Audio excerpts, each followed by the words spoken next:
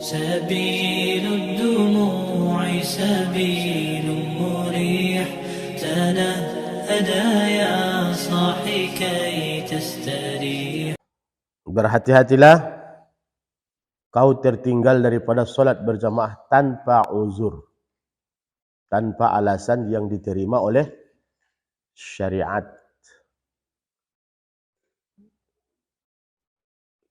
Dan ketika kau membuat-buat alasan untuk tidak solat berjamaah itu, dan ternyata alasan yang kau buat tidaklah alasan yang dibenarkan oleh syariat, ketahuilah bahwa kau membuat alasan di hadapan Tuhan yang Maha mengetahui yang gaib. Ya, enggak ada alasan di sana. Kalau alasan yang dibuat-buat, kira-kira bagaimana itu? Pokoknya alasan-alasannya sungai ada hotel solat berjamaah. Ternyata alasan itu tidaklah alasan yang sesuai dengan syariat.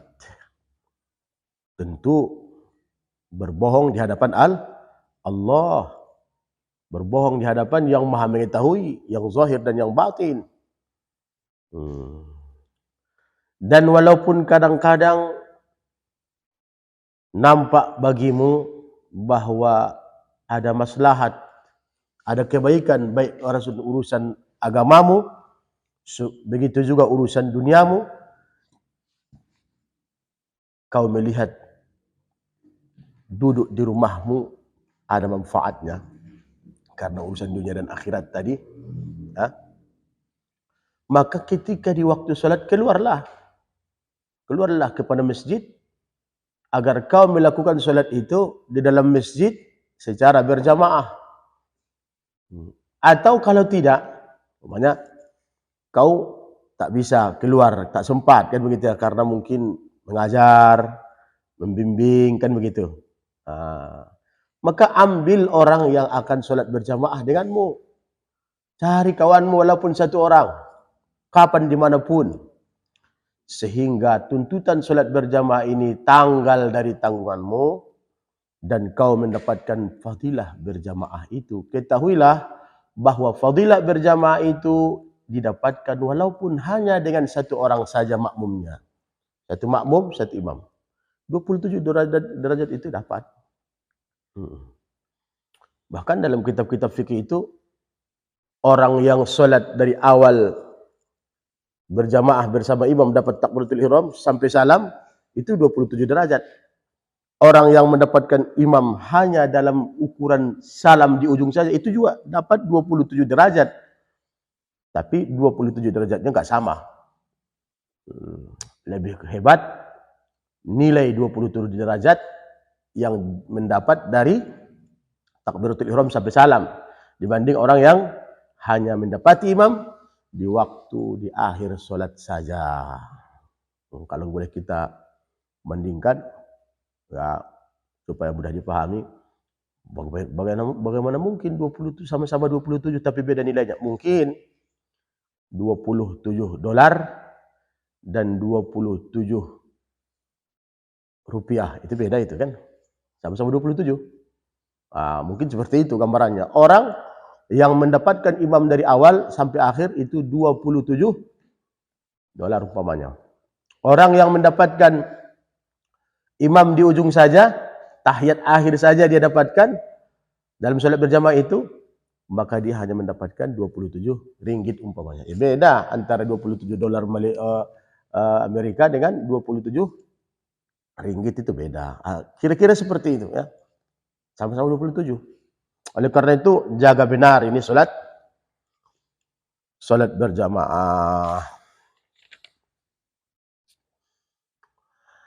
Kemudian salat berjamaah itu akan lebih tinggi nilainya, akan lebih bertambah fadilahnya kalau kau salat di belakang imam-imam yang terkenal mereka itu dengan kesolehan dan ketakwaannya. Oleh karena itu, dalam melihat siapa yang pantas jadi imam, kan ada rentetannya di dalam kitab fikih. Aqra, orang yang paling bagus bacaannya. Afqah, kan gitu ya. Maka ketika kau salat sama-sama berjamaah, yang satu imammu mungkin orang yang tak memperhatikan makanannya, baik yang riba, yang haram, terus yang halal, yang makruh, dia terus seperti itu dia konsumsi, itu beda dengan orang-orang yang warok. Ya. Tapi dari segi keafdolan, bukan dari segi sah ya. Bukan dari segi sah. Kalau dari segi sah, Rasul sallallahu alaihi wasallam telah bersabda, "Shallu khalfa kulli barrin wa fajirin."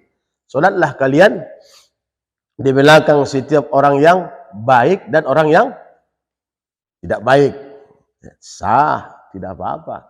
Akan tetapi solat di belakang imam-imam yang ma'ruf, yang terkenal kalau mereka itu wara', itu jauh lebih tinggi nilainya dibanding orang-orang yang imamnya adalah orang yang tidak memperhatikan urusan agamanya. Nah, oleh karena itu sepatutnya kau pilih imam itu, kau pilih. Kau berusaha sesungguh-sungguhnya agar setiap kau solat itu berada di belakang seorang imam yang ahlut taqwa.